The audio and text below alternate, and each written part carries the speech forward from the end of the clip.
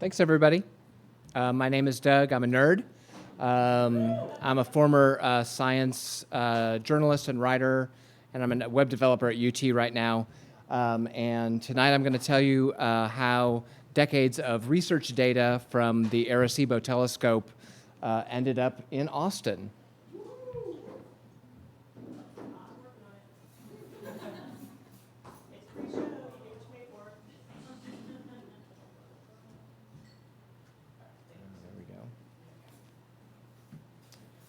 This is the Arecibo telescope in Puerto Rico, in better days. Yeah, can you hear me okay? Oh, I do have to stand close to it, don't I? Okay, thank you. I guess I'll do that.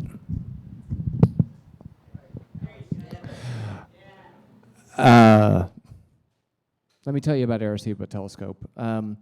So it was the site of the world's largest single-dish radio telescope for more than 50 years.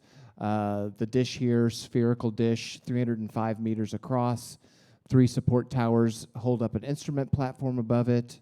And really one of the world's great observatories specializing in radio astronomy. It was built in the town, or just south of the town of Arecibo on the island of Puerto Rico. It was built in a natural karst sinkhole. That's a limestone formation. And it was one of the world's great observatories until just a few years ago. This is what it looked like just a few months ago after years of decay and, let's say, deferred maintenance. So this is the story of decay and disaster and data movage. So the idea of a radio telescope of this size in a sort of a sinkhole, a crater, a depression like this was conceived during the Cold War. The idea is that radio signals or radio they could use the telescope, the antenna, to detect Soviet missile launches during the Cold War. The first, it was opened in 1963, so the first 6 years of its existence, it existed primarily as a military facility. In 1969, the National Science Foundation takes over, and then sort of the heyday of discovery begins. Just sort of as background, radio astronomy is the detection, of course, radio waves. Radio waves are part of the electromagnetic spectrum, distinct from the visible light spectrum. So maybe obvious, but the telescope could operate during the daytime. And also, interestingly, it was one of the few radio telescopes that could both receive signals and transmit signals.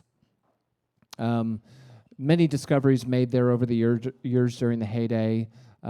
It was used to bounce radar signals or radio signals off the surface of Mars and Venus in the 70s and 80s, and that supported NASA's missions to Mars in the 70s and things like that. The very first exoplanet, the very first planets that were discovered orbiting a star outside of our solar system were discovered using observations at Arecibo. In 1974, observations of a pulsar, and a pulsar is a sort of a portmanteau of a pulsating radio source. It's a neutron star that spins very quickly, and that's an ideal object for a radio telescope like Arecibo to observe. Observations of a pulsar were used to confirm the existence of gravitational waves, and that confirmed one of the ideas in Einstein's theory of relativity, and that was awarded the Nobel Prize in 1993, those findings. Of course, one of Arecibo's most famous accomplishments was to the contribution to our efforts for the search for extraterrestrial intelligence, or SETI. In 1974, again, the idea was to transmit a message. This is an idea that was the brainchild of the Cornell astronomers Frank Drake, Carl Sagan, and others. This is sort of a depiction, a colorized depiction of the message that was transmitted to the star cluster M13, which is 25,000 light years away.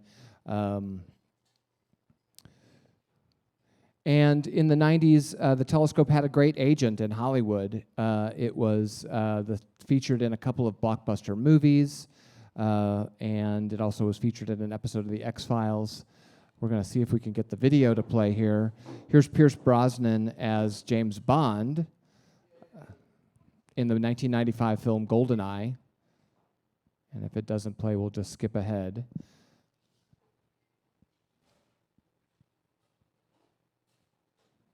Gives you a kind of a sense of kind of like what the instruments looked like, the size of the dish.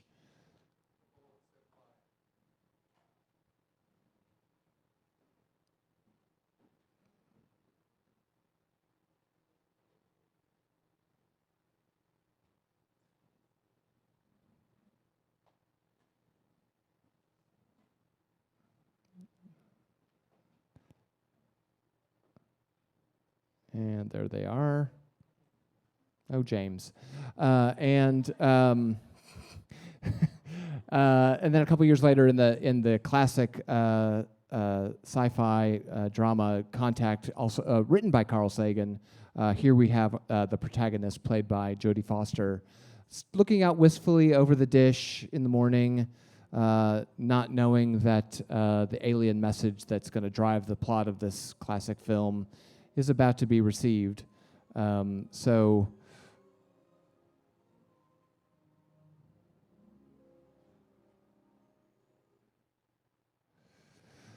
about a year ago, I was, like I said, I'm a UT employee, and about a year ago, I was on an employee tour of the Texas Advanced Computing Center up at the Pickle campus in North Austin. We were walking through the cold rooms, looking at the supercomputers, the long-term data archiving environments, and we walked past a pallet, and on the pallet was a couple dozen Home Depot moving boxes, and on one of them was labeled Arecibo Telescope Tape Archives, Handle with Care. And I thought, how did those end up in Austin? So I started asking some questions and talking to folks to find out more about the story. And along the way, I found out a lot about the history of Arecibo and its importance to the island of Puerto Rico. Puerto Ricans are very proud of Arecibo. I've been told that every school kid in Arecibo went on a field trip there at least once. It was the only National Science Foundation project to ever be funded in Puerto Rico. And the astronomers, they would come and go to do their research, but it was really run by the locals, and it was a high-tech employer, and so they were very proud of Arecibo. The demise of Arecibo also really highlights the importance of good data management of our scientific research. Scientists are people too, as I say. Like the rest of us, we have boxes of old photos and VCR tapes and CD-ROMs and zip disks and flash drives and so forth in a box in the closet.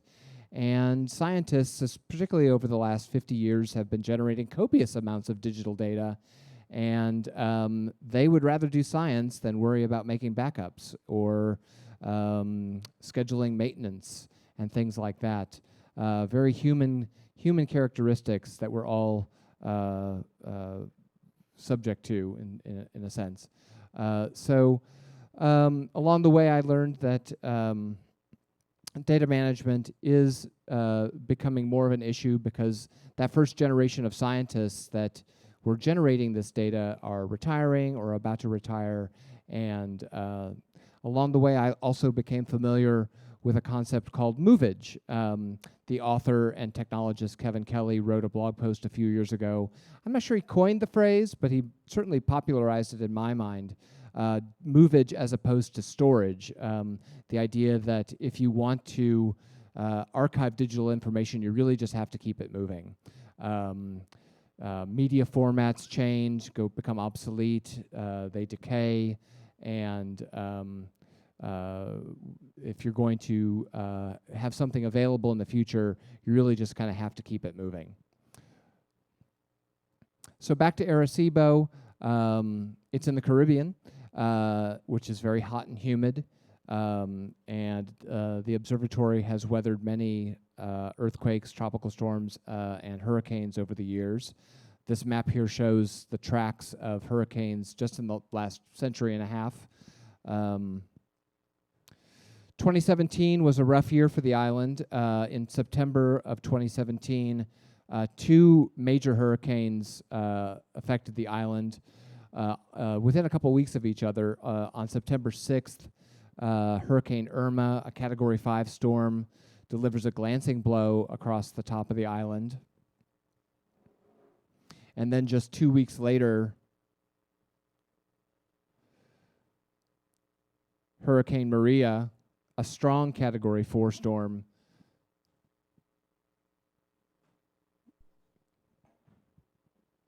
it's out there. Here it comes. Delivers a direct hit on the southeast coast of the island, makes landfall. Some damage at the observatory, not enough to close it down permanently, but repairs needed to be made. But one thing that did happen is it knocked out their 10 gigabit per second network connection, so that'll come back to play here in a minute. 2020 was supposed to be a year of repairs at the observatory, but 2020 started in Puerto Rico with two earthquakes, and 2 days apart. In early January of 2020, a 5.8 magnitude earthquake and then a 6.4 magnitude earthquake hit the island. Island-wide blackout and structural collapse across the island.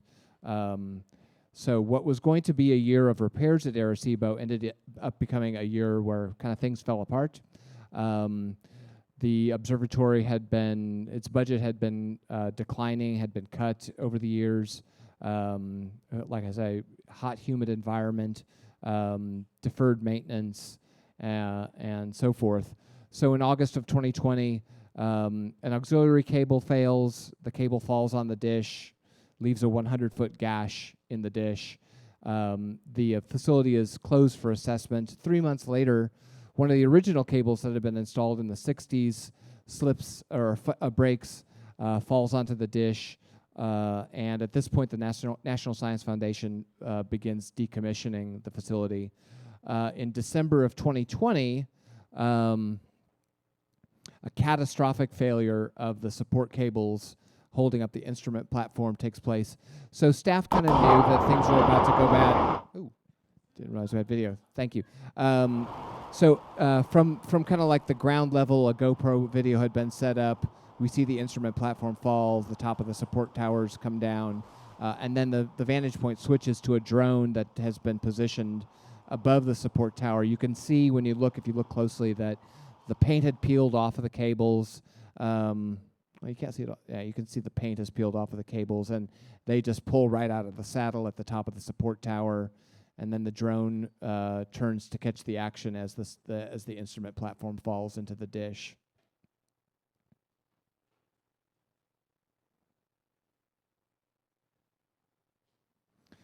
So after disaster, the repairs are deemed really too dangerous and costly to undertake.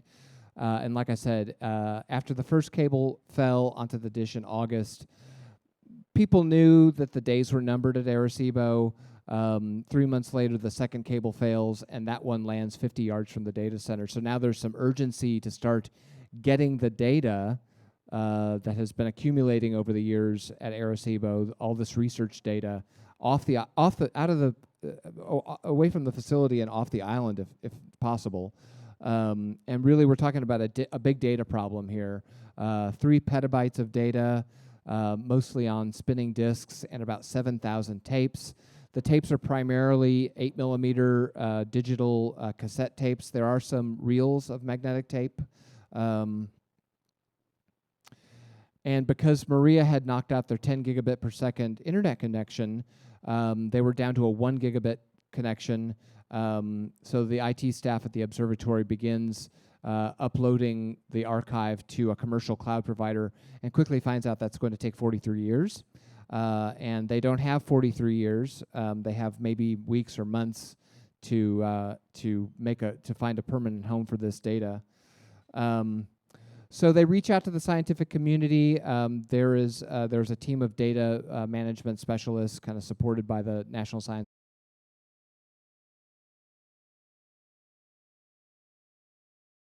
situation. Here, this is what they call the ranch system, or at TAC, at the Texas Advanced Computing Center, and this is where the data is going to ultimately end up. This is here in Austin. This is their long-term data archive environment. This is already hosting and housing research data from many other research projects. So they bring a team from TAC and others onto the island, and they begin loading the data onto network drives and driving it down to the University of Puerto Rico, where they send that data back to Austin, erase the disk, and drive it back up using sport utility vehicles. So it's a sport utility SUV net to get data off the island. But the money is running out. Staff is being let go, and they get about 2 petabytes of data off the island, and then get the message that the observatory is closing very soon. So the team from TAC goes back to the island, packs up the tapes, and brings them back to Austin. And that's how they got back to Austin. Because as we know, like the Arecibo message that's being sent to M13, data will be around long after we're gone. And that is how the data from Arecibo ended up in Austin.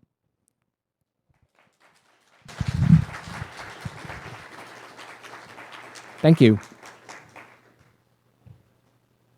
I can take some questions.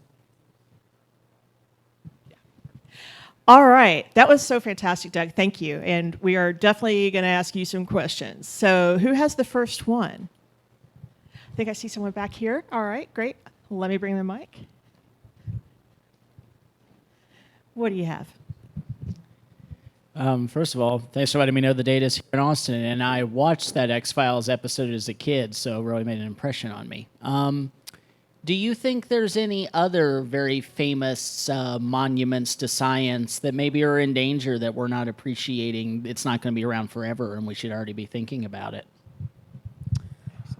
That's a good question. When I hear that question, I'm more likely to think of the bridges I drive over, or the and things like that. I think the takeaway from this talk is, we should support science, but really we need to support science. So the structural integrity of facilities, and how close they are to failing. I think this is a unique situation. I think, given that it was a unique construction in a pretty unfriendly environment. There were some formal engineering studies done around the causes, and certainly a lot of sort of armchair engineering analysis. But at the end of the day, I think just the environment that the facility was in. They didn't have computers to model load factors in the early '60s. So if what the useful or lifespan of this facility is, that's really, they found out. All right, I think we have our second question. What do you have? Am I allowed to compound the question? 2 baby ones? I'll allow it. Okay. So my first question, I'll do it in order of time, I guess. Is there anything about Arecibo, because I'm not that familiar with it, like historical-wise, that the data that they collected or observed that are of repute or anything like that, anything notable, let's say? Well, it was used to confirm Einstein's theory of gravitational waves. So it did end up winning those two astronomers the Nobel Prize in Physics. The first exoplanets I touched on, the message to M13. Trying to think. Those are. Beg your pardon? The pulsar exoplanets. One other thing that I didn't include in the presentation is that it was also very instrumental in detecting and mapping what they call near-Earth asteroids. These are asteroids that cross Earth's orbit, and those are the kinds of things that cause extinction events. So it was useful throughout its lifetime. And then, sorry, I asked another question. So in terms of Austin, tape archives ending up at the UT, was that like a result of a grant situation? Like, I guess, do you have any more information about how that was able to happen? Yeah, when I talked to the lead at TAC, they just have a mission that they are there to support science. And that's really one of the reasons that ranch system exists, is that is a place where scientific research data can be archived and made available to the scientific community. I'm sure there's lots of federal money and grant money that comes in to make TAC possible, but really it's the mission of the computing center to just do what's right for science and make that happen. All right. Y'all are asking good questions. What's that? Yeah. Is there a particular connection between Texas and Arecibo and radio astronomy that makes us a natural attractor for this data? Well, there might be, but I didn't come across one in my research. So, and UT has a preeminent astronomy program, but I can't say that there's a natural connection. I think it was more, as I was answering the previous question, just a mission to support science. Oh, how convenient. Hi. Do you know if there's any plans to analyze this data, or is it being kept more for sentimental reasons? Right, that's a good question. That's a good question. I think I skipped over that point. So the data is going to be made available on demand. As I was told, it's every flavor of tape and every flavor of technology you can imagine. Although that's a lot, because along the way I also came across the Museum of Obsolete Media, which is based in the UK, and they have curated 800 types of digital media, 50 magnetic tape formats. So to your question, though, one of the shortcomings of the tapes, is particularly those that were created 30 plus years ago, is they lack or could be better at providing what's called metadata, which is sort of a manifest or a table of contents that tells you what's on the tapes.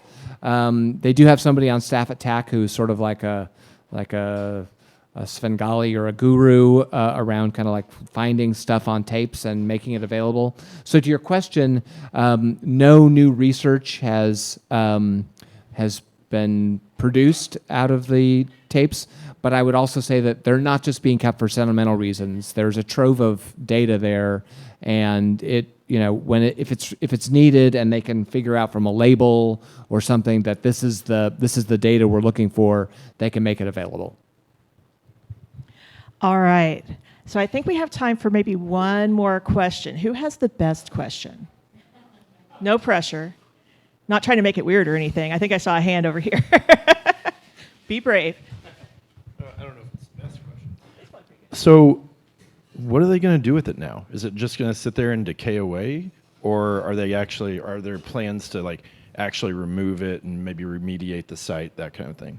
Oh, it's being dismantled. There were early calls to build a multi-dish or proposals to build a multi-dish radio telescope there at the same site. This would basically have been, I forget how many dishes it would have been. I think they would have been, 13-meter dishes, maybe a couple dozen of them.